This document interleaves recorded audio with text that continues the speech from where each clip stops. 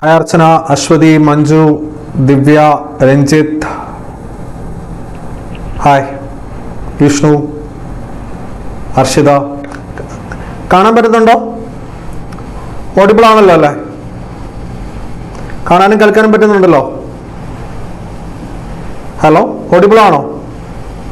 Okay ശരി. So നമ്മുടെ IBAC course start ചെയ്തിട്ടുള്ള സെക്കൻഡ് ഡേ ആണ്. ഫസ്റ്റ് ഡേ നിങ്ങൾക്ക് തന്നിരിക്കുന്ന ടാസ്ക് നിങ്ങൾ കംപ്ലീറ്റ് ചെയ്തു എന്ന് വിശ്വസിക്കുകയാണ്. കറക്റ്റ് ഈ ഒരു ഫോർമാറ്റിൽ നമ്മൾ പോയി കഴിഞ്ഞാൽ നമുക്ക് എന്ത് ചെയ്യാൻ പറ്റും? ഉറപ്പായും നല്ലൊരു കോൺഫിഡൻറ്റോട് കൂടി ഒരു പരീക്ഷ നമുക്ക് കാണാൻ സാധിക്കും, ക്രാക്ക് ചെയ്യാൻ സാധിക്കും. ഓക്കെ,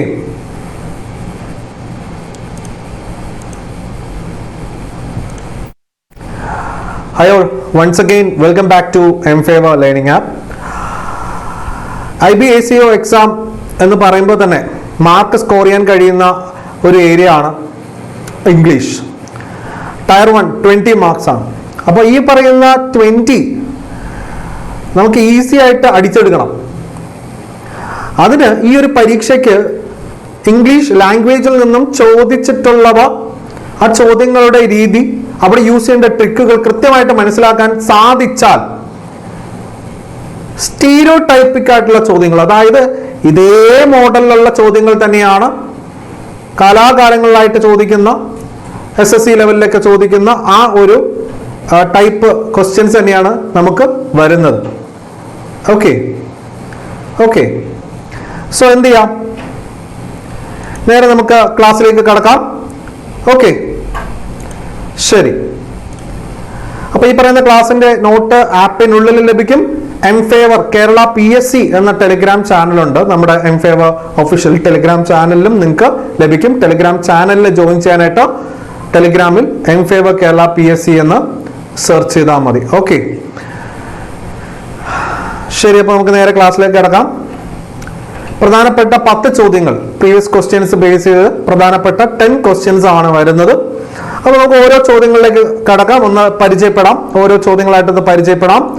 ആദ്യ ചോദ്യം ഒന്ന് നോക്കിയേ, ഉത്തരം നിങ്ങൾക്ക് കിട്ടുന്നുണ്ടോ?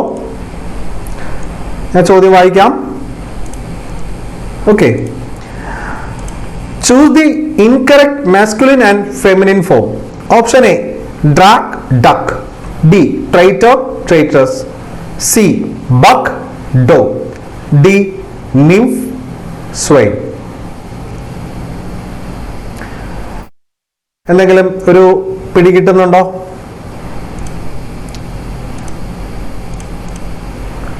Choose the incorrect masculine feminine form, അതായത് മെയിൽ ഫീമെയിൽ ഫോം കറക്റ്റ് ആയിട്ട് തന്നിരിക്കുന്ന 3 എണ്ണം ഉണ്ട്. അതിലൊന്ന് 4 ചോദ്യങ്ങളിൽ 3 എണ്ണം കറക്റ്റ് ആണ്, 1 റോങ് ആണ്. ആ റോങ് ആയിട്ടുള്ളതാണ് നമ്മൾ ഓപ്ഷനിൽ നിന്ന് കണ്ടെത്തേണ്ടത്. ഡ്രേക്ക് ഡക്ക്, അപ്പോൾ ശ്രദ്ധിക്കണം, മെയില് ഫീമെയിൽ. ഓക്കെ, അപ്പൊ ആദ്യത്തേത് മെയിൽ ആയിരിക്കണം അല്ലെ? ഡ്രേക്ക് ഡക്ക് ശരിയാണോ? അതായത് ആൺ താറാവാണ് ഡ്രേക്ക് എന്ന് പറയുന്നത്, പെൺ താറാവിനെ ഡക്ക് എന്ന് പറയുന്നു. അത് കറക്റ്റ് ആണ്. ദെൻ ഓപ്ഷൻ ബി നോക്കിയേ, ട്രൈറ്റർ ട്രൈറ്ററസ്, അതായത് ചതിയൻ ആൺ അല്ലെ? ഇപ്പൊ ചതി ചെയ്യുന്ന ആണുങ്ങളെ ട്രൈറ്റർ എന്നും പെണ്ണുങ്ങളെ ട്രൈറ്റേഴ്സ് എന്ന് പറയുന്നു. ഓപ്ഷൻ ബിയും ശരിയാണ്, കറക്റ്റ് ആയിട്ടുള്ള സംഗതിയാണ്. ഓപ്ഷൻ സിയിലേക്ക് നോക്കിയേ, ബക്ക് ഡോ. എന്താണ് ബക്ക്? മാൻ, ഡിയർ അല്ലെ? മെയിൽ ഡിയർ ആണ് ബക്ക്, ഫീമെയിൽ ഡിയർ ആണെങ്കിലോ ഡോ. അപ്പോ ആദ്യത്തെ 3 ഓപ്ഷനും കറക്റ്റ് മെയിൽ ഫീമെയിൽ ഫോർമാറ്റിൽ തന്നെയാണ് വന്നിരിക്കുന്നത്. അപ്പോൾ സ്വാഭാവികമായിട്ടും എനിക്ക് നിംഫ് സ്വൈൻ അറിയില്ലെങ്കിലും ഞാൻ ഈ ചോദ്യത്തിന്റെ ഉത്തരം ഓപ്ഷൻ ഡി എന്ന് കൊടുക്കും. അപ്പൊ എന്താണ് നിംഫ് സ്വൈൻ? അതായത് ഒരു യങ് ബോയ് വിളിക്കുന്ന പേരാണ് സ്വൈൻ എന്ന് പറയുന്നത്. Young boy, okay, young and graceful ആയിട്ടുള്ള ഒരു ബോയ്. ഇനി യങ് ആൻഡ് ഗ്രേസ്ഫുൾ ആയിട്ടുള്ള ഒരു ഗേളിനെ വിളിക്കുന്ന പേരാണ് നിംഫ്. ഓക്കെ, സോ സ്വൈൻ എന്ന് പറയുന്നത് മാസ്കുലിൻ, നിംഫ് എന്ന് പറയുന്നത് ഫെമിനിൻ ഫോം. അപ്പോൾ ഓപ്ഷൻ ഡി ആണ്. അപ്പോൾ സ്ഥിരമായിട്ട് ചോദിക്കുന്ന ചില മാസ്കുലിൻ ഫെമിനിൻ ഫോംസ് നമുക്കൊന്ന് പരിചയപ്പെട്ടാലോ? ഫസ്റ്റ് ഓഫ് ഓൾ നമ്മളിവിടെ പറഞ്ഞു സ്വെയിൻ, നിംഫ് അല്ലേ? അതായത് സ്വെയിൻ എന്ന് പറഞ്ഞാൽ young boy, nymph young and graceful lady. അതുപോലെ തന്നെ യങ് ബോയെ വിളിക്കുന്ന മറ്റൊരു പേരാണ് ലാഡ്. ലാഡ് അതിന്റെ നേരെ ഓപ്പോസിറ്റ് യങ് ഗേൾ എന്ന അർത്ഥത്തോടു കൂടി വരുന്നതാണ് ലാസ്. ഇത് കറക്റ്റ്, ഇത് ഏകദേശം സെയിം ആയിട്ടുള്ള മീനിങ് ആണ് കേട്ടോ. സ്വെയിൻ, നിംഫ്, അതുപോലെ ലാഡ്, ലാസ്. അതായത് ഇത് രണ്ടും എന്തിനാണ് ഉദ്ദേശിക്കുന്നത്? യങ് ബോയ്, ഓക്കെ, അല്ലെങ്കിൽ യങ് മെയിൽ എന്ന അർത്ഥത്തോടു കൂടി വരുന്നു. ഇത് നിംഫ്, ലാസ് എന്ന് പറയുന്നത് യങ് ഗേൾ അല്ലെങ്കിൽ യങ് ലേഡി എന്ന അർത്ഥത്തോടു കൂടി വരുന്നു. ഓക്കെ, ഇനി ബക്ക്, ഡോ. ബക്ക് എന്ന് പറഞ്ഞാൽ മെയിൽ ഡിയർ, ഡോ ഫീമെയിൽ ഡിയർ. Drake, duck. ആൺ താറാവാണ് ഡ്രാക്ക്, പെൺ താറാവ് ഡക്ക്. ഇനി ട്രൈറ്റർ, ട്രൈറ്റേഴ്സ് ഓൾറെഡി നമ്മൾ പറഞ്ഞു. Fox, vixen. ഫോക്സ് എന്ന് പറഞ്ഞാൽ അറിയാലോ, റെഡിഷ് വൈൽഡ് ഡോഗ് ആണ് ഫോക്സ് എന്ന് പറയുന്നത്. അപ്പോൾ ആണ് ഫോക്സ് എന്നും പെണ്ണ് വിക്സൺ എന്നും അറിയപ്പെടുന്നു. ദെൻ ഹോസ്, മെയിൽ. അതായത് ആൺകുതിര ഹോസ് എന്നാണ് അറിയപ്പെടുന്നത്. പെൺകുതിരയെ നമ്മൾ ഹോസ് എന്നാ സാധാരണ വിളിക്കുക അല്ലെ? പക്ഷേ ഇനി അങ്ങനെ വിളിക്കേണ്ട, മേർ എന്ന് വിളിച്ചാൽ മതി. അപ്പോ ആൺകുതിര ഹോസ്, പെൺകുതിര മേർ. ഇനി ആൺകുതിരകളിൽ തന്നെ വളരെ പ്രായം കുറഞ്ഞ 4 വയസ്സിനകം പ്രായമുള്ള ആൺകുതിരകളെ വിളിക്കുന്ന പേരാണ് കോൾട്ട്. 4 വയസ്സിനകം പ്രായമുള്ള പെൺകുതിരകളെ വിളിക്കുന്ന പേരാണ് ഫിലി. അപ്പോ വളർന്ന് വലുതാകുന്ന ഒരു കുതിര ആൺകുതിര ഹോസ്, പെൺകുതിര മേർ. എന്നാൽ വളരെ യങ് ആയിട്ടുള്ള കുതിര, ഒരു കുതിര യങ് എന്ന് പറയുന്നത് 4 വയസ്സിന് താഴെ ആയിരിക്കണം, under the age of 4. Okay, അതിനെ കോൾട്ട് എന്നും, പ്രായം കുറഞ്ഞ ആൺകുതിരയെ കോൾട്ട് എന്നും പെൺകുതിരയെ ഫിലി എന്നും വിളിക്കുന്നു. ഓക്കെ ആണല്ലോ? സോ ഇതാണ് സ്ഥിരമായിട്ട് സെൻട്രൽ ലെവൽ എക്സാംസിന് ചോദിച്ചു വരുന്ന മാസ്കുലിൻ ഫെമിനിൻ ഫോം. ഓക്കെ, അപ്പോ സെക്കൻഡ് ക്വസ്റ്റ്യനിലേക്ക് പോവാം. Choose the most suitable collective noun. A dash of oysters. Oysters എന്ന് പറഞ്ഞാൽ മുത്തുച്ചിപ്പി. ഓക്കെ, ആ ചിപ്പി ഇതാണ്. Option A band, B baby, C bed, D bank. So വളരെ ഇമ്പോർട്ടൻ്റ് ആണ് ഓയിസ്റ്റേഴ്സ്.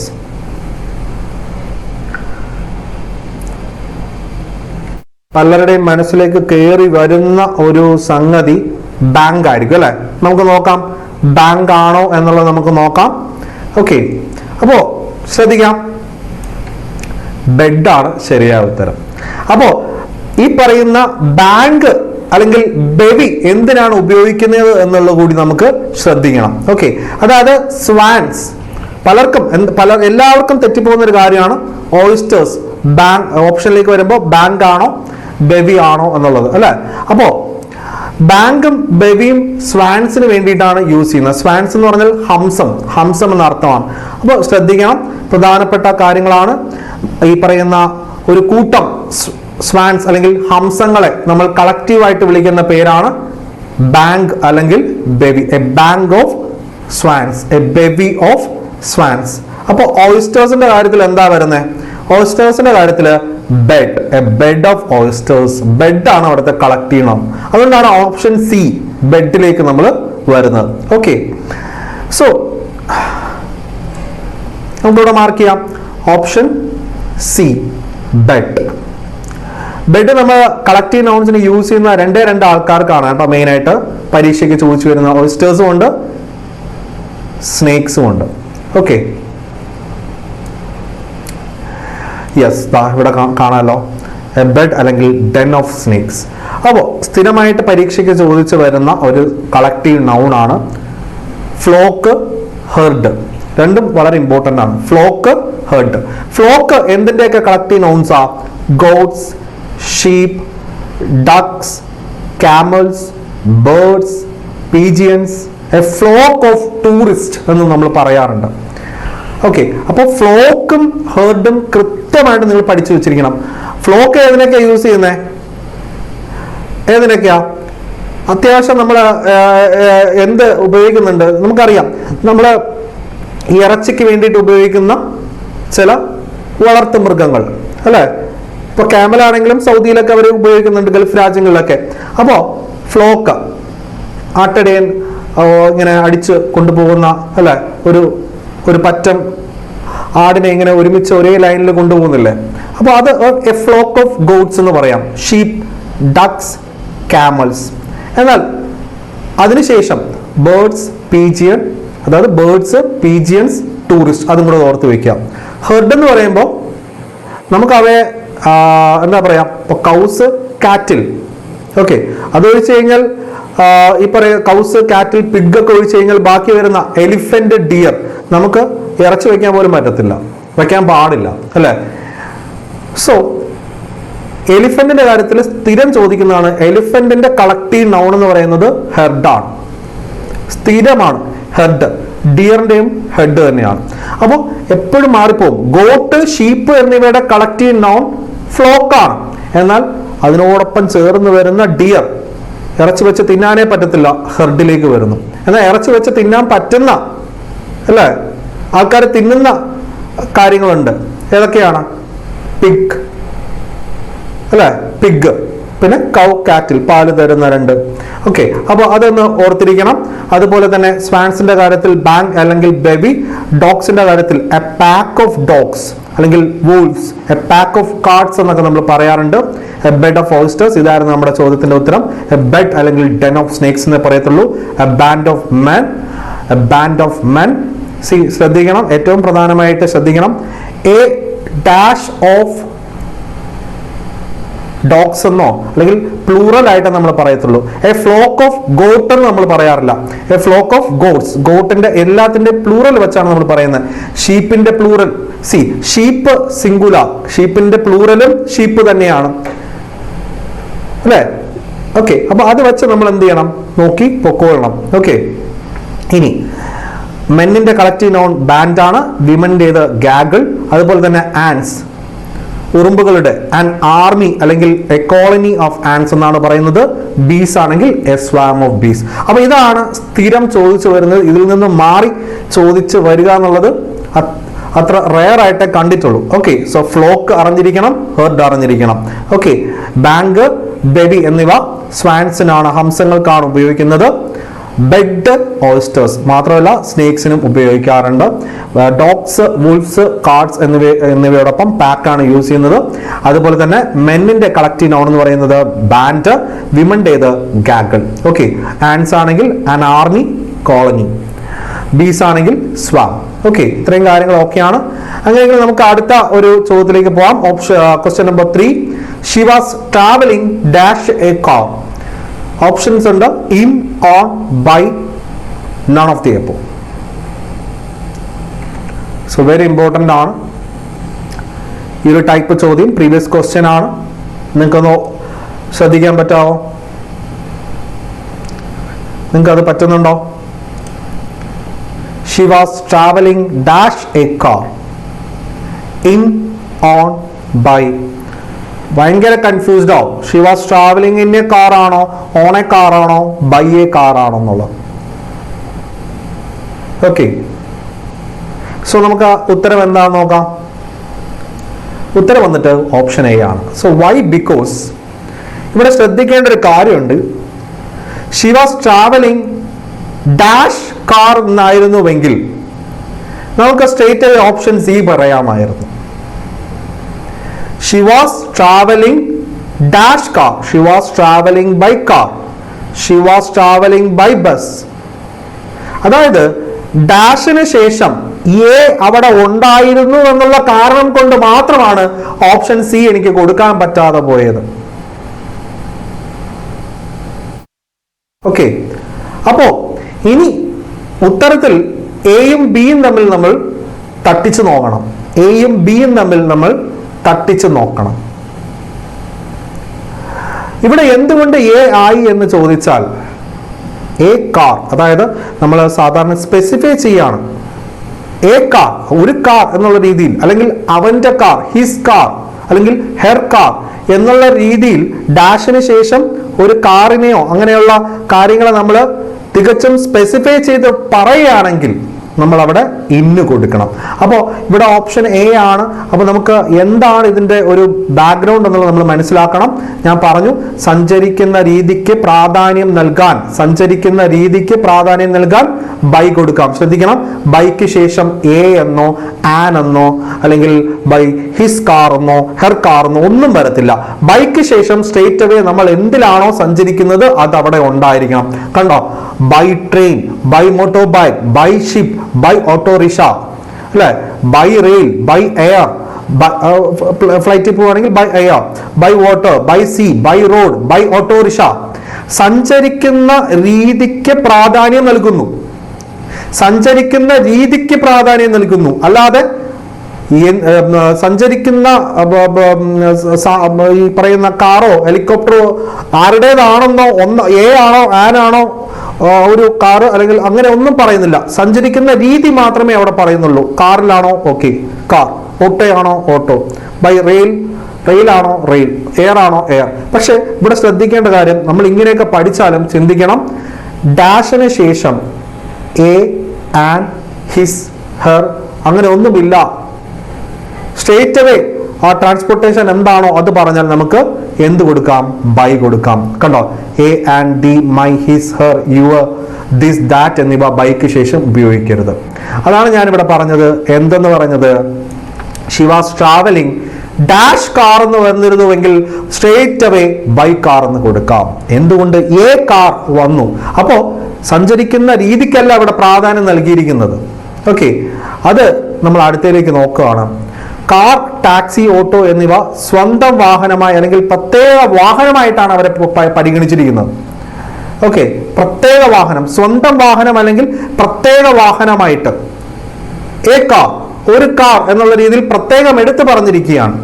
ആൻ ഓട്ടോറിക്ഷ എന്ന് പ്രത്യേകം എടുത്തു പറഞ്ഞാൽ നമുക്ക് അവിടെ ഇൻ മാത്രമേ കൊടുക്കാൻ സാധിക്കുകയുള്ളൂ. ഓക്കെ, അപ്പോ ശ്രദ്ധിക്കണം, കാർ, ടാക്സി, ഓട്ടോ എന്നിവ സ്വന്തം വാഹനമായി അല്ലെങ്കിൽ പ്രത്യേക വാഹനമായിട്ട് അവിടെ സ്പെസിഫൈ ചെയ്യുമ്പോൾ ഇൻ കൊടുക്കണം. He goes to office in his car. കണ്ടോ, ഇന്നിന് ശേഷം ഹിസ് വന്നു, ശേഷം car. She goes to office in an autorickshaw. കണ്ടോ, അപ്പോ he goes to office dash car എന്ന് മാത്രം വന്നിരുന്നെങ്കിൽ ബൈ കാർ കൊടുക്കാമായിരുന്നു. ഇവിടെ പക്ഷെ ആ സഞ്ചരിക്കുന്ന രീതിക്കല്ല പ്രാധാന്യം, സഞ്ചരിക്കുന്ന വാഹനം പ്രത്യേകമായിട്ട് എടുത്തു പറഞ്ഞിരിക്കുന്നു. അവൻ്റെയാണോ അല്ലെങ്കിൽ അത് ഒരു പ്രത്യേക വാഹനമായിട്ട് എടുത്തു പറയാൻ വേണ്ടിയിട്ട് എ ആൻഡ് ഡി ഒക്കെ ഉപയോഗിച്ച് കഴിഞ്ഞാൽ സഞ്ചരിക്കുന്ന transportation mode car, taxi, auto എന്നിവയാണെങ്കിൽ നമുക്ക് ഇന്ന് കൊടുക്കണം. ഇനി അതല്ല, കുറച്ചും കൂടി വലിയ വാഹനങ്ങളായ ബസ്, ട്രെയിൻ, പിന്നെ ഇരുചക്ര വാഹനം ഏതൊക്കെയാണ്? ബൈക്ക്, സൈക്കിൾ എന്നിവ പ്രത്യേകമായി ഇതുപോലെ പ്രത്യേകമായിട്ട് പരിഗണിക്കുമ്പോൾ അവയെ നമുക്ക് ഓൺ കൊടുക്കാം. നോക്കിയേ, he goes to office on 7:30 bus. He goes to office dash bus എന്ന് വന്നിരുന്നുവെങ്കിൽ ബൈ ബസ് എന്ന് കൊടുക്കാമായിരുന്നു. ഇവിടെ എന്ത്, ഒരു പ്രത്യേക വാഹനമായിട്ട് എടുത്ത് പറഞ്ഞിരിക്കുക. ഏത്? 7:30 ബസ് പ്രത്യേകം എടുത്ത് പറഞ്ഞിരിക്കുക. അതുകൊണ്ടാ ഓൺ കൊടുത്തേ. Xi was travelling on that bus. Okay, പിന്നെ സ്വന്തമായിട്ട് ബസ്സുള്ള ആൾക്കാർ കുറവായിരിക്കും. അതുകൊണ്ട് അങ്ങനെ ഉണ്ടെങ്കിൽ ഓൺ ഹിസ് ബസ് എന്ന് പറഞ്ഞു കൊടുക്കാം. സ്വന്തമായിട്ട് ട്രെയിൻ ആർക്കും ഉണ്ടാവത്തില്ല. ബൈക്ക് ആണെങ്കിൽ on his bike, on her cycle എന്ന് നമുക്ക് പറയാം. അപ്പോൾ ശ്രദ്ധിക്കണം, ഇത്രയും കാര്യങ്ങൾ ശ്രദ്ധിച്ച് തന്നെ നമ്മൾ മുന്നോട്ട് പോകണം.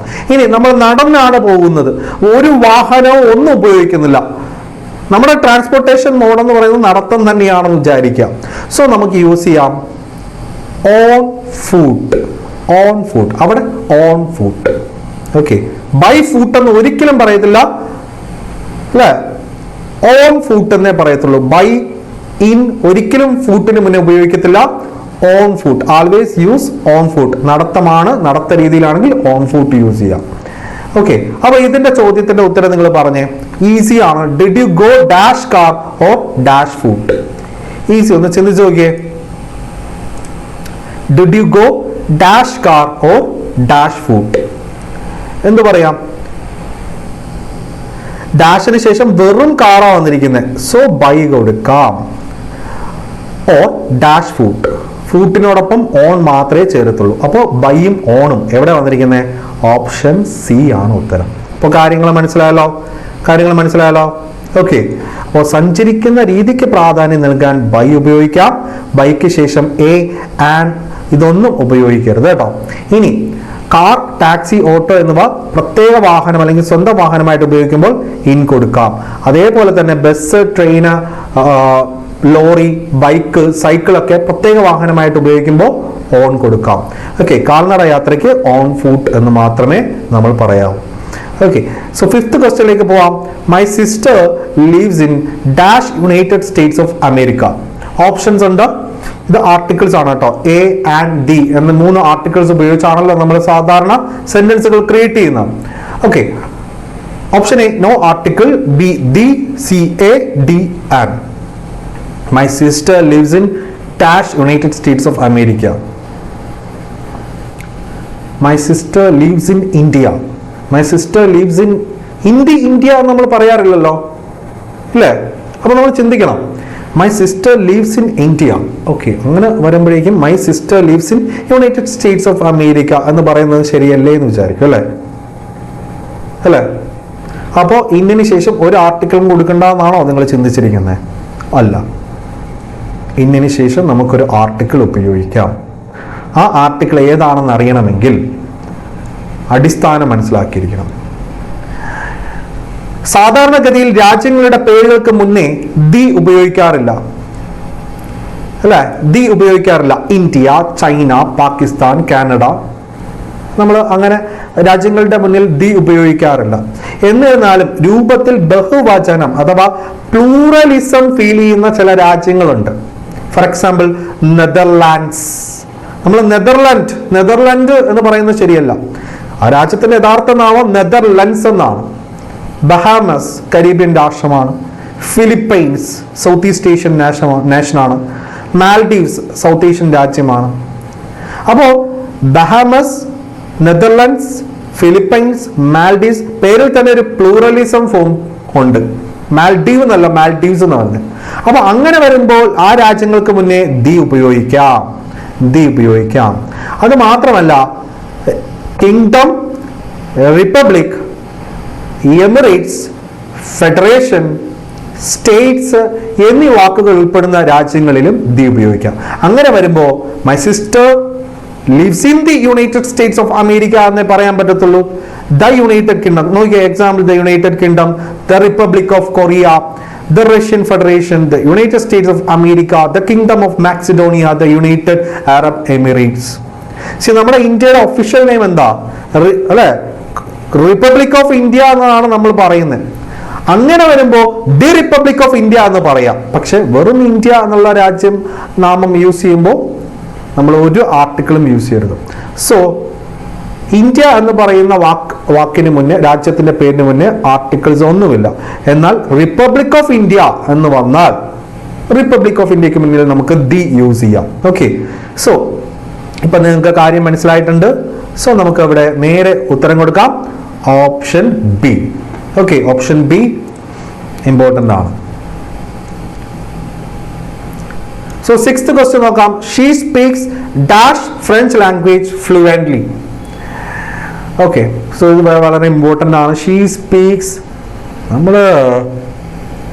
ഐ സ്പീക്ക് മലയാളം അല്ലേ? ഓക്കെ, അങ്ങനെയാണല്ലോ ഞാൻ പറയുന്നുണ്ട് അല്ലേ? ഓപ്ഷൻസ് നോക്കാം. No article, the, a, and. I speak Malayalam എന്നേ ഞാൻ പറയാറുള്ളൂ. ക്യാൻ യു സ്പീക്ക് ഇംഗ്ലീഷ് എന്നല്ലേ നമ്മൾ പറയാറുള്ളൂ. അപ്പോൾ നമുക്ക് ഒരു ലാംഗ്വേജ് അല്ലെങ്കിൽ ഇംഗ്ലീഷ്, മലയാളം, ഹിന്ദി എന്നൊക്കെ പറയുമ്പോൾ അതിന് മുന്നിൽ ഒരു ആർട്ടിക്കിളും കൊടുക്കണ്ട, ഓപ്ഷൻ എ എന്ന് നമ്മൾ ചിന്തിച്ചു പോകും അല്ലേ? പക്ഷേ ട്വിസ്റ്റ് ഉണ്ട്. ട്വിസ്റ്റ് എന്താണെന്നല്ലേ? അതിൻ്റെ അടിസ്ഥാനം മനസ്സിലാക്കിയിട്ട് ഉത്തരത്തിലേക്ക് കടക്കാം. സി, ഭാഷയുടെ പേരിന് മുന്നിൽ ദി ഉപയോഗിക്കേണ്ട. She speaks French, I speak Malayalam, you speak Hindi, they speak Telugu. ഭാഷയുടെ പേരിന് മുന്നിൽ ദി ഉപയോഗിക്കുന്നില്ല. ബട്ട് ഉപയോഗിക്കാം. എവിടെ ഉപയോഗിക്കാം? ഭാഷയുടെ പേരിനോടൊപ്പം ലാംഗ്വേജ് എന്ന് ചേർത്താൽ ദി ഉപയോഗിക്കാം. She speaks the French language fluently. I speak the Malayalam language fluently. So ഭാഷയുടെ പേരിന് മുന്നേ ദി ഉപയോഗിക്കാറില്ല. എന്നാൽ ഭാഷയോടൊപ്പം ലാംഗ്വേജ് ചേർത്ത് പറഞ്ഞാൽ അവയ്ക്ക് മുന്നേ ദി ഉപയോഗിക്കണം. സോ അത് നമ്മളിവിടെ മനസ്സിലാക്കിയാൽ so we can definitely give it as option B, D. She speaks the French language fluently. Okay, എന്നാൽ ഈ ലാംഗ്വേജ് ഇല്ലായിരുന്നുവെങ്കിലോ she speaks French. No article എന്നുള്ള ഉത്തരം കൊടുക്കാൻ വരുന്നു. ഓക്കെ, 6 ക്വസ്റ്റ്യൻസ് കഴിഞ്ഞു. 7ാമത്തെ ക്വസ്റ്റ്യനിലേക്ക് വന്നാലോ? Spot the error in the sentence given below. Okay, spot the error, one of the trending questions ആണ് സെൻട്രൽ ലെവൽ എക്സാംസ്, പ്രത്യേകിച്ച് IB, SSC, RRB. Okay, options ഉണ്ട്. Option A, both his father and mother. B, was angry. C, with him. D, when he quarreled with his friend. Quarreled with, വഴക്കുണ്ടാക്കി. Okay, എന്ത് ഇവിടെ ഏത് ഓപ്ഷനിലാണ് തെറ്റ് വരുന്നത്? Both his father and mother. Okay, was angry with him when he quarreled with his friend. Okay, quarreled ശേഷം വിത്തേ വരത്തുള്ളൂ. Quarreled with him, quarreled with her, quarreled to use ചെയ്യാറില്ല അല്ലേ? കാരണം ഇപ്പുറത്തെ ഫ്രണ്ട് അല്ലെങ്കിൽ ഒരു നാമമാണല്ലോ വന്നിരിക്കുന്നത്. സോ ഡെഫിനറ്റ്ലി നമുക്ക് ഓപ്ഷൻ ബി കൊടുക്കാം, വേറെ ഒരു ചോയ്സും ഇല്ല. But why B? അതാണ് നമ്മൾ ഇനി ചിന്തിക്കാൻ പോകുന്നത്. ഓക്കെ, സോ അത് നമുക്ക് എന്ത് ചെയ്യണം നോക്കാം. സി, ബോത്ത് ആൻഡ് എന്നിവ ചേർത്ത് 2 സബ്ജക്റ്റിനെ, ഇവിടെ ഫാദർ ആൻഡ് മദർ 2 സബ്ജക്ട്സുകളാണ്. ആ 2 സബ്ജക്റ്റിനെ കൂട്ടിച്ചേർക്കാൻ ഉപയോഗിച്ചത് ബോത്തും ആൻഡുമാണ്. അങ്ങനെ ഉപയോഗിക്കുമ്പോൾ, അങ്ങനെ ചെയ്യുമ്പോൾ നമ്മൾ ഉപയോഗിക്കേണ്ട വെർബ് പ്ലൂറൽ ആയിരിക്കണം, പ്ലൂറൽ വെർബ് ആയിരിക്കണം. ഓക്കെ, അതായത് നമ്മൾ ഉപയോഗിക്കേണ്ട ക്രിയ വെർബ് പ്ലൂറൽ ആയിരിക്കണം. അപ്പോൾ ബോത്ത് ആൻഡ് എന്നിവ ചേർത്ത് 2 subject, both his father and mother, his father mother, ബോത്തും ആൻഡും കൂടെ ചേർത്ത് ബന്ധിപ്പിച്ചു. അതിനുശേഷം വരേണ്ടത് പ്ലൂറൽ വെർബാണ്. അപ്പൊ സിംഗുലാർ വെർബ് ഏതൊക്കെയാ? സിംഗുലാർ വെർബ് മെയിനായിട്ട് നമ്മൾ യൂസ് ചെയ്യുന്ന സിംഗുലാർ വെർബ് എന്ന് പറയുന്നത് ഏതൊക്കെയാ? മെയിനായിട്ട് യൂസ് ചെയ്യുന്നത് ഈസ് അല്ലേ, വാസ്, ഹാസ്, ഇതാണ് മെയിനായിട്ട് നമ്മൾ യൂസ് ചെയ്യുന്ന സിംഗുലാർ വെർബുകൾ. ഇനി പ്ലൂറൽ ആണെങ്കിലോ are, were, have. Okay okay ശരി. അങ്ങനെ വരുമ്പോൾ സിംഗുലാർ വെർബുകൾ ഏതൊക്കെയാ? Is, was, has. ദെൻ നമ്മൾ പറയും she is, she was, she has. ഇനി ആർ, വെയർ, ഹാവ് എന്നിവ പ്ലൂറൽ വെർബുകളാണ് അല്ലേ? They are, they were, they have എന്നാണ് നമ്മൾ പറയുന്നത്. അപ്പോൾ ശ്രദ്ധിക്കാം, ഇങ്ങനെ വരുമ്പോൾ both his father and mother was angry എന്ന് പറയത്തില്ല. കാരണം വാസ് എന്ന് പറയുന്നത് എന്താ? വാസ് എന്ന് പറയുന്നത് സിംഗുലാർ വെർബാ. So we need a plural verb instead of that. Okay, വാസിന് പകരം നമുക്ക് എന്ത് യൂസ് ചെയ്യാം? Both his father and mother were angry. വാസിന് പകരം വെയർ കൊടുക്കാം. Because this sentence is in past tense, because he quarrelled past ടെൻസിലാണ്. അതുകൊണ്ട് നമുക്ക് വാസിന് പകരം വേർ കൊടുക്കാം. ഓക്കെ, വാസിന് പകരം വേർ കൊടുക്കാം. കാരണം ഈസും ആറും എന്തിലാണ് വരുന്നത്? പ്രസന്റ് ടെൻസിലാണ് വരുന്നത്. ഈസും ആറും പ്രസന്റ് ടെൻസിലാണ് വരുന്നത്. വാസും വേറും പാസ്റ്റ് ടെൻസിൽ.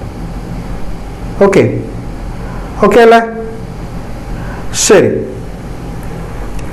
ഇനി നമുക്ക് നോക്കാം, അടുത്ത ചോദ്യത്തിലേക്ക് പോവാം. Spot the error in the sentence given below. Once again, option A, one of the state players. B, are selected. C, to the national team. D, no error. എപ്പോഴും തെറ്റിക്കുന്ന ആൾക്കാരെ പലരും സ്റ്റാറ്റസ് ഒക്കെ ഇടുമ്പോൾ ഞാൻ ശ്രദ്ധിക്കാറുണ്ട്. വൺ ഓഫ് ദി ഏതെങ്കിലുമൊക്കെ film കണ്ടിട്ട് one of the best films എന്നൊക്കെ പറഞ്ഞിട്ട് ഇടും ചില ആൾക്കാർ. One of my favourite dish one of my favourite film, one of my favourite song എന്നൊക്കെ പറയാറുണ്ട്. അങ്ങനെയല്ല. വൺ ഓഫ് ചേർന്ന് വന്നു കഴിഞ്ഞാൽ ഉണ്ടാവുന്ന മാറ്റങ്ങൾ മനസ്സിലാക്കിയാൽ മാത്രമേ ഈ ചോദ്യത്തിനുള്ള ഉത്തരം കൊടുക്കാൻ പറ്റത്തുള്ളൂ. ഇവിടെ ഇപ്പോൾ ഉത്തരം ഓപ്ഷൻ ബി ആണ്. ഓക്കെ, അപ്പൊ ഇതിന്റെ അടിസ്ഥാനം നമ്മൾ മനസ്സിലാക്കിയാൽ മാത്രമേ ഈ ചോദ്യത്തിന്റെ ഉത്തരം കൊടുക്കാൻ സാധിക്കുകയുള്ളൂ. One of, each of, every one of, either of, neither of, the number of, one and a half എന്നിവയ്ക്ക് ശേഷം പ്ലൂറൽ നൗണും സിംഗുലാർ വെർബും കൊടുക്കണം. ഓക്കെ, സോ ഞാൻ പറഞ്ഞു സിംഗുലാർ നൗൺ എന്ന് പറഞ്ഞാൽ എന്താ? നാമം. നാമങ്ങളാണ് noun. Singular noun, pen, singular noun. Pencil, pens, pens, plural noun. Pencil, singular noun. Pencils, plural noun. Camera, singular noun. Cameras, plural noun. അതേസമയം നമ്മൾ ടൈം, വാട്ടർ, മണി, ഐസ് ഇതൊക്കെ നമ്മൾ സിംഗുലാർ നൗൺ ആയിട്ടാണ് കാണുന്നത്. ഓക്കെ, സോ ഞാൻ എന്താണ് പറയാൻ വന്നതെന്ന് വെച്ചാൽ നമ്മുടെ ഇവിടുത്തെ സെന്റൻസ് സ്റ്റാർട്ട് ചെയ്തിരിക്കുന്നത് എന്താ? വൺ ഓഫ് എന്നുള്ള രീതിയിലാണ് അല്ലെ? One of. അപ്പൊ വൺ ഓഫിന് ശേഷം സ്റ്റേറ്റ് പ്ലെയർ എന്ന് പറയോ പ്ലെയേഴ്സ് എന്ന് പറയോ? അവിടെ നമ്മൾ യൂസ് ചെയ്യുന്നത് എന്താണ്? പ്ലൂറൽ നൗൺ ആണ്. അതിനുശേഷം ഉപയോഗിക്കേണ്ട വെർബ് ഏതാ? സിംഗുലാർ വെർബ, ഈസായി ഉപയോഗിക്കേണ്ട. ഓക്കെ, നമ്മളവിടെ ഉപയോഗിച്ച ഏതായിരുന്നു? ആറ്. ഞാൻ പറഞ്ഞു, ഞാൻ ഒന്നും കൂടെ ഇവിടെ എഴുതാം. സിംഗുലാർ വെർബും പ്ലൂറൽ വെർബും ഇവിടെ നമ്മുടെ കയ്യിൽ ഉണ്ടായിരിക്കണം. സിംഗുലാർ വെർബ് ഈസ്, ആറ്, ഹാസ്. പ്ലൂറൽ വെർബ് ആണെങ്കിലോ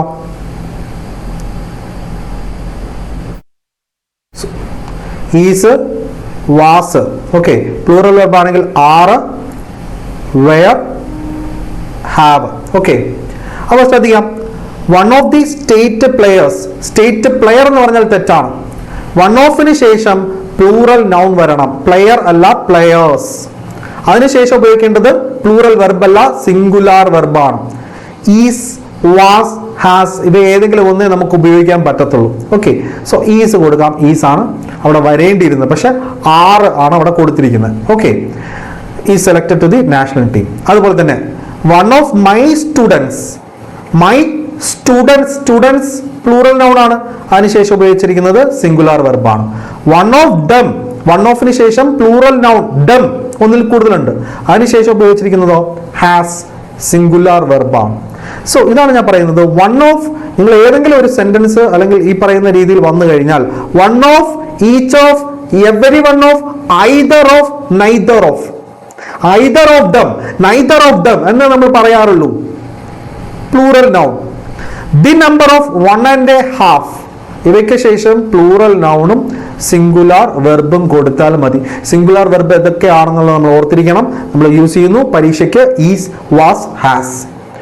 ആർ, വെയർ, ഹാവ് എന്നിവ പ്ലൂറൽ നൗൺസ്. ഓക്കെ, സോ നമ്മുടെ ഈ ചോദ്യത്തിനുള്ള ഉത്തരം നമ്മൾ സെലക്ട് ചെയ്യാം. ആർ സെലക്ടഡ് തെറ്റാണ്. ഈ സെലക്ടഡ് ആണ് വരേണ്ടിയിരുന്നത്. ഓക്കെ, ഇനി നിങ്ങൾക്ക് ഈ ഒരു ചോദ്യത്തിനുള്ള ഉത്തരം കൊടുക്കാമല്ലോ. ഓക്കെ, സോ വാട്ട് എവർ ഒരു ഫ്രീ ഹിറ്റ് ആണ്. Spot the error. Neither of them has any idea of their ignorance. Option D, no error. Each of, every one of, either of, neither of. ഇവയ്ക്ക് ശേഷം plural noun, plural noun അല്ലെ? ഇവയ്ക്ക് ശേഷം use ചെയ്യേണ്ടത് plural noun, them plural noun ആണ്. Plural നൗണിന് ശേഷം ഉപയോഗിക്കേണ്ടത് singular verb, has singular verb ആണ്. പിന്നെ ഒന്നും തെറ്റൊന്നുമില്ല. അപ്പോൾ option D, no error. Yes, no error. So, we are moving on to last question. Antonym of deride. Ridiculous, jeer, encourage, taunt. Antonym. See, deride എന്ന് പറഞ്ഞാൽ എന്താണ് എന്നുള്ള അർത്ഥം നമുക്ക് ആദ്യം മനസ്സിലേക്ക് വരണം. പരിഹസിക്കുക എന്ന അർത്ഥമാണ്. പരിഹാസത്തിന് എപ്പോഴും ഒരു ഓപ്പോസിറ്റ് ഉണ്ടാവും, പ്രശംസ. സോ ആന്റോണിം എന്ന് പറഞ്ഞാൽ ഓപ്പോസിറ്റ് ആണ്. ഓക്കെ, സോ ഓപ്ഷൻ സി ആണ് നമ്മുടെ ഇവിടെ ചോദ്യത്തിന്റെ ഉത്തരം. സോ നമുക്കിവിടെ പ്രധാനപ്പെട്ട ഈ പരീക്ഷകളിൽ ചോദിച്ചിട്ടുള്ള പ്രീവിയസ് സിനോണിംസുകൾ നമുക്കൊന്ന് ജസ്റ്റ് ഒന്ന് ചെക്ക് ചെയ്യാം. ഡിറൈറ്റ് ഞാൻ പറഞ്ഞു, പരിഹാസം, മോക്ക്, റിഡിക്കുൾ, ജീർ, ടോൺ. ഈ ഓപ്ഷനിൽ വന്നിരിക്കുന്ന റിഡിക്കുൾ, ജീർ, ടോണ്ട് ഒക്കെ എന്ന് പറഞ്ഞാൽ ഡിറൈഡിന്റെ സിനോണിംസ് ആയിരുന്നു. ഓക്കെ, സോ ഡിറൈറ്റ് എന്ന് പറഞ്ഞാൽ പരിഹാസം. ഓക്കെ, ക്വാഷ്, ക്വാഷ് എന്ന് പറഞ്ഞാൽ അടിച്ചു കളയുക, ദാറ്റ് മീൻസ് ക്യാൻസൽ. റിമൂവ് എന്ന അർത്ഥം. ഓക്കെ, റിവോക്ക് ചെയ്യുക. ദെൻ ഈ പറയുന്ന രീതിയിൽ അബ്രഗേറ്റ് റദ്ദാക്കുക എന്ന അർത്ഥമാണ് കേട്ടോ. അബ്രഗേറ്റ്, അനൽമെന്റ് എന്നൊക്കെ പറഞ്ഞാൽ റദ്ദാക്കൽ എന്നുള്ളതാണ്. ഓക്കെ, സോ ക്വാഷ് എന്ന് പറഞ്ഞാൽ റദ്ദാക്കൽ. അതിൽ ഏറ്റവും ഇമ്പോർട്ടൻ്റ് ആയിട്ടുള്ള വേർഡാണ് അബ്രഗേറ്റ്, അനൽമെന്റ്, ക്യാൻസൽ എന്നതൊക്കെ. ഓക്കെ, ഇനി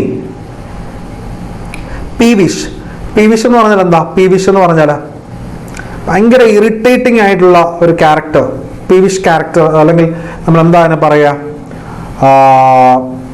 ഭയങ്കര വികൃതമായ എന്ന അർത്ഥത്തോടു കൂടിയാണ് നമ്മൾ ആ ഒരു വേർഡിനെ നോക്കിക്കാണുന്നത്. സോ പീവിഷ്, പെർവേഴ്സ്, ഇറിറ്റബിൾ, വികൃതമായ, അല്ലെങ്കിൽ ചില ആളുകളുടെ വികൃതമായ സ്വഭാവങ്ങൾ ഇറിറ്റേറ്റ് ചെയ്യാറുണ്ട്. അതുകൊണ്ടാണ് നമ്മൾ ഇറിറ്റബിൾ എന്ന വേർഡ് കൂടി സിനോണിമിലേക്ക് കൊടുത്തിരിക്കുന്നത്. ഓക്കെ, ഇനി റസ്റ്റിക് എന്ന് പറഞ്ഞാൽ നമ്മൾ പറയുന്നത് അത്ര പരിഷ്കാരി അല്ലാത്ത എന്ന അർത്ഥത്തോടു കൂടി. അതായത് ഗ്രാമീണർ, എപ്പോഴും ഗ്രാമീണർ പരിഷ്കാരികളല്ല. നഗരവാസികളിലേക്ക് പോകുമ്പോൾ അവർ പരിഷ്കാരികളാണ്, സിവിലൈസ്ഡ് എന്ന് പറയും അല്ലെ. അപ്പോൾ സിവിലൈസ്ഡ് എന്ന് പറഞ്ഞാൽ പരിഷ്കരിച്ച അർത്ഥത്തോടു കൂടി. ഓക്കെ, റിഫോംഡ് എന്ന അർത്ഥത്തോടു കൂടിയാണ് വരുന്നത്. അൺസിവിലൈസ്ഡ് എന്ന് പറയുമ്പോൾ അത്ര പരിഷ്കാരമൊന്നും ഇല്ലാത്ത ഗ്രാമീണമായ, റൂറൽ എന്ന അർത്ഥമാണ് വരുന്നത്. അപ്പോൾ റസ്റ്റിക് എന്ന് പറഞ്ഞാൽ ഈ പറയുന്ന പരിഷ്കാരമില്ല എന്ന അർത്ഥത്തോടു കൂടി അൺസിവിലൈസ്ഡ് അല്ലെങ്കിൽ ഗ്രാമീണമായ, റൂറൽ, ബൂക്കോലിക് എന്ന് പറയുന്ന വേർഡ്സ് ഒക്കെ യൂസ് ചെയ്യുന്നുണ്ട്. ഇനി സിക്കോഫാൻഡ് എന്ന് പറഞ്ഞാൽ പാദസേവ ചെയ്യുക. നമ്മൾ ഫ്ലേട്ടിംഗ് അല്ലെങ്കിൽ ഫ്ലേട്ടിംഗ് എന്ന് പറയുമ്പോൾ അത് വേറെ രീതിയിലാണ്. നമ്മൾ എന്താ പറയുക, സർവേൽ അല്ലെങ്കിൽ ഫ്ലാറ്റർ ചെയ്യാന്ന് പറയും. ഫ്ലാറ്റർ ചെയ്യാന്ന് പറഞ്ഞാൽ ഭയങ്കരമായിട്ട് അങ്ങ് കൂടെ നിന്ന് തള്ളി അയാൾ അങ്ങ് സോപ്പിട്ട് അങ്ങ് മേലെ എത്തിക്കുക എന്നുള്ള അർത്ഥത്തോടു കൂടി പാദസേവ ചെയ്യുക എന്നുള്ളത് തന്നെയാണ്. ഓക്കെ, സർവേ, ഫ്ലാറ്ററർ എന്നിവയൊക്കെയാണ് സിക്കോഫാൻഡിന്റെ യഥാർത്ഥ അർത്ഥങ്ങൾ. ഓക്കെ,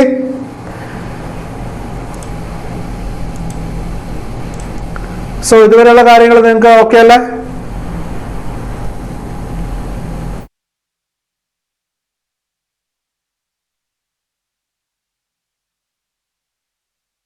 ഓക്കെ,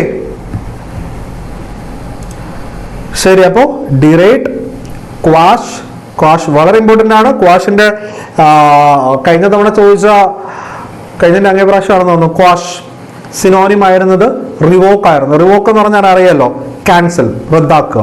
പീവിഷ്, ഇറിറ്റേറ്റിംഗ്, വികൃതമായ അർത്ഥത്തോടു കൂടി. പെർവേഴ്സ്. റസ്റ്റിക്